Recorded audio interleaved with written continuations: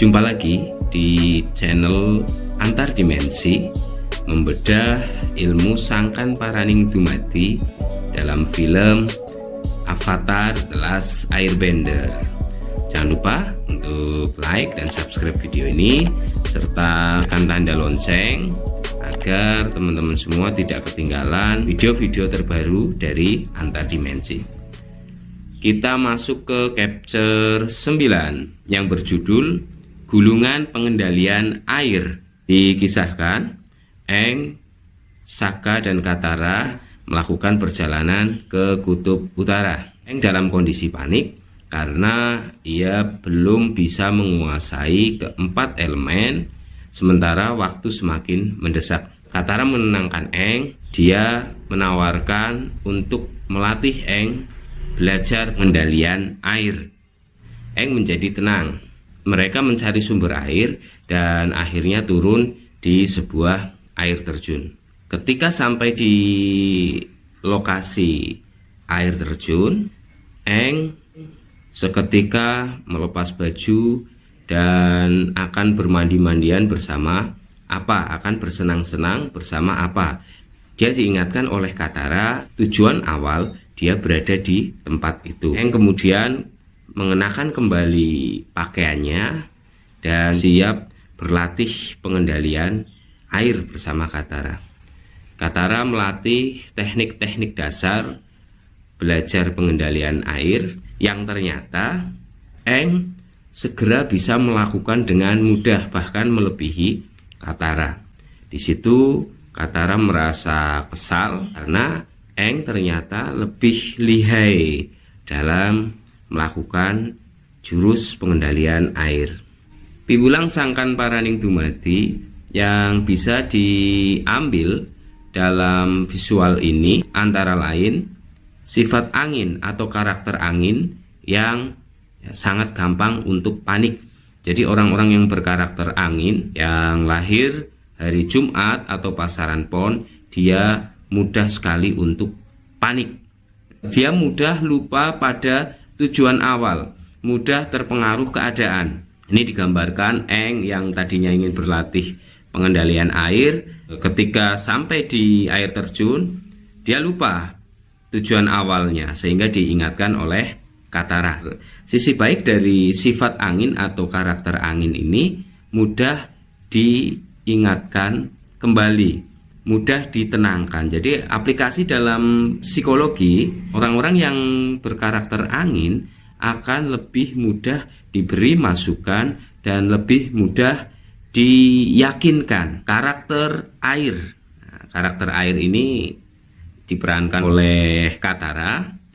Karakter air, dia mudah emosi tetapi tidak dinyatakan secara langsung, lebih bersifat memendam. Jadi orang-orang yang berkarakter air, orang-orang yang lahir hari Rabu, hari Senin, atau pasaran Legi, sebenarnya dia mudah emosi atau baper, tapi dia lebih bersifat memendam, sifatnya lebih tertutup. Ini digambarkan dengan sifat Katara yang merasa tidak senang melihat Aang yang dengan cepat bisa menguasai jurus pengendalian air. Sementara dia membutuhkan waktu yang lama untuk belajar jurus itu. Setelah melakukan latihan tersebut, mereka memutuskan untuk jalan-jalan di perkampungan terdekat yang kebetulan merupakan sebuah bandar atau dermaga. Dikisahkan Paman Iroh meminta waktu kepada Prince Zuko untuk menuju ke bandar itu pula dalam rangka mencari keping paiso milik Paman Iroh yang hilang. Keping paiso itu bergambar teratai putih atau white lotus. Prince Zuko merasa kesal karena hanya berbalik untuk sekeping paiso. Tapi Paman Iroh kemudian menjelaskan bahwa keping paiso itu sangat berharga bagi orang-orang yang mengetahuinya. Aang, Sokka dan Katara tiba di dermaga, di pelabuhan. Di sana mereka menjumpai banyak sekali pedagang, salah satunya adalah pedagang barang antik. Aang sangat suka dengan barang-barang antik. Dia membeli barang antik yang menggunakan uang pemberian dari Raja Bumi. Uang dari Raja Bumi hampir habis dibelanjakan Eng untuk membeli barang antik tersebut. Akhirnya mereka bertemu dengan salah seorang pedagang dan diajak ke dalam kapalnya. Di dalam kapal tersebut mereka melihat berbagai macam koleksi benda-benda yang sangat langka dan kuno. Seketika Saka yang jenius sadar bahwa mereka sedang berada di dalam kapal bajak laut. Di sana Katara melihat sebuah gulungan yang ternyata berisi jurus pengendalian air yang sangat kuno. Katara berusaha membeli, tapi harganya sangat mahal, sementara mereka hanya mempunyai 2 keping uang. Akhirnya Eng mencoba menawar kepada pimpinan bajak laut. Karena tidak mungkin dibeli, mereka memutuskan untuk pergi. Tapi ternyata sebelum mereka pergi, Katara sudah mencurinya, memanfaatkan waktu ketika Eng sedang melakukan tawar-menawar dengan kepala bajak laut. Setelah mereka keluar dari kapal, kepala bajak laut dan semua anggotanya mencegah Katara, Eng, dan Saka karena mereka tahu barangnya dicuri. Akhirnya terjadi pengepungan dan pengejaran. Paman Airo dan Prince Zuko yang juga berada di tempat itu tidak menemukan kepingan Paiso yang dicari. Akhirnya Paman Airo juga membeli barang-barang yang antik, yang unik untuk mereka pakai di kapalnya. Ketika para bajak laut sedang mengejar Eng, Katara, dan Saka, Prince Zuko dan Paman Airo berpapasan dengan para bajak laut. Akhirnya Prince Zuko bekerja sama dengan para bajak laut untuk menangkap mereka. Eng, Katara, dan Saka berhasil lolos. Mereka berhenti untuk beristirahat di tepi sungai. Katara segera mengeluarkan gulungan yang ia curi untuk mempraktekkan jurus-jurus kuno pengendalian air. Di situ Katara mengalami kesulitan, Eng bisa melakukan dengan mudah. Katara merasa kesal dan marah, tapi kemudian dia tersadar. Pada malam hari, diam-diam ketika Eng dan Saka tertidur, Katara mengambil gulungan tersebut untuk berlatih sendiri di tempat yang agak jauh. Di sana Katara tetap kesulitan dalam mempraktekkan jurus-jurus itu. Dia semakin emosi dan tanpa sadar datanglah para bajak laut yang dipimpin oleh Pangeran Zuko. Pangeran Zuko tahu mereka pasti berada di tempat yang dekat air. Katara pun tertangkap. Eng dan Saka terbangun mendapati Katara tidak ada di tempatnya. Mereka mencari dan menemukan Katara sudah dijadikan sandera oleh Prince Zuko dan para bajak laut. Para bajak laut segera mengejar Eng dan Saka. Singkat cerita mereka tertangkap. Pangeran Zuko meminta bajak laut untuk segera menyerahkan Eng dan Saka dan akan ditukar dengan gulungan milik bajak laut. Saat pertukaran akan terjadi, si jenius Saka mencoba mempengaruhi para bajak laut dengan memberitahukan bahwa Eng lebih bernilai daripada gulungan karena Eng adalah seorang avatar yang jika diserahkan kepada Raja Api, dia akan mendapat hadiah yang besar. Pangeran Zuko berkata pada bajak laut agar tidak terpengaruh oleh omongan dari Saka. Tapi bajak laut terpengaruh dan akhirnya terjadilah perkelahian antara Pangeran Zuko dan para bajak laut. Para bajak laut tersebut ingin merebut gulungan. Mereka menggunakan teknik asap sehingga sulit terbaca. Dalam perkelahian, gulungan lepas dari tangan Pangeran Zuko dan jatuh tepat di depan Saka. Saka pun mengambil gulungan tersebut dan menyimpan di balik bajunya. Akhirnya Eng dan Saka bisa meloloskan diri. Mereka segera melepaskan Katara dan pergi menuju ke kapal Pangeran Zuko. Karena kapal yang terlalu besar, mereka tidak bisa mendorong kapal tersebut. Akhirnya Eng dan Katara menggunakan pengendalian air dengan memanfaatkan tinggi gelombang air untuk membawa kembali kapal ke sungai, dan mereka bisa berlayar menggunakan kapal tersebut. Perkelahian sengit terjadi antara Pangeran Zuko dan para bajak laut yang akhirnya dilerai oleh Paman Airo.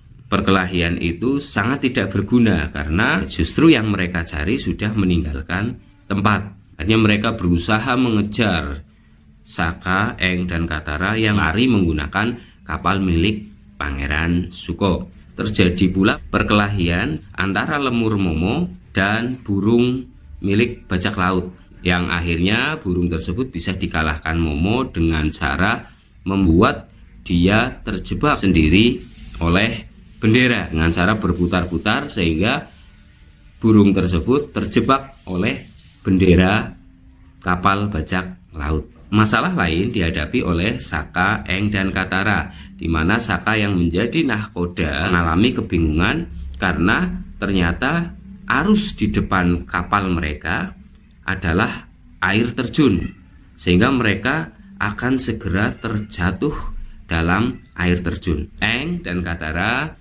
berusaha untuk segera mengendalikan air dengan cara membuat pusaran air agar bisa menahan dan merubah gerak dari kapal tersebut. Usaha mereka berhasil, namun itu tidak berlangsung lama karena sudah sangat dekat dengan air terjun. Di belakang mereka, rombongan Pangeran Zuko dan para bajak laut sudah semakin dekat dan segera menabrak kapal. Kapal pun oleng dan terbawa arus menuju ke air terjun. Katara, Eng, dan Saka segera melompat dari kapal, dan saat mereka terjun, Eng segera membunyikan peluit antik yang dia beli sewaktu berada di pelabuhan, dan ternyata peluit tersebut memang berguna. Seketika Apa datang menyelamatkan mereka bertiga. Dikisahkan Paman Airo memberitahu Prince Zuko ternyata kepingan Paiso yang bergambar teratai putih miliknya selama ini tidak hilang, tetapi terselip di lengan bajunya. Piwulang apa yang tersembunyi dari capture ini? Mari kita bahas.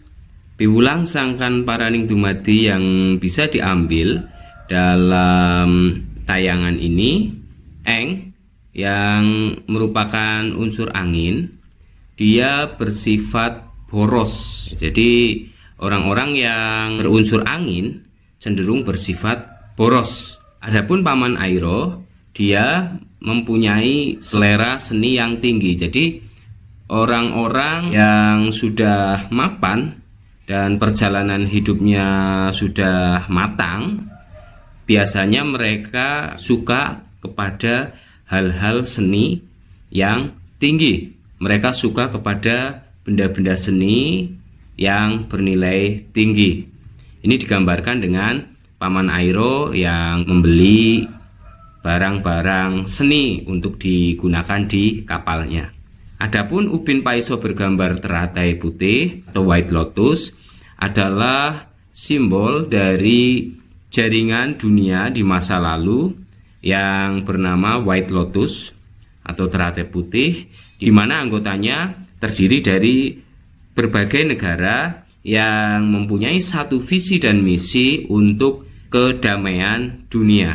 Mereka menggunakan simbol White Lotus. Disangkan paraning dumadi, White Lotus atau teratai putih juga disebutkan dalam sebuah sangka yang berbunyi kumambanging watu ireng, kerming perahu gabus, timbuling tunjung bang terate. Terangkatnya batu hitam, tenggelamnya perahu gabus, dan munculnya bunga terate. Di masa itulah ketentraman dan kemakmuran dunia terwujud.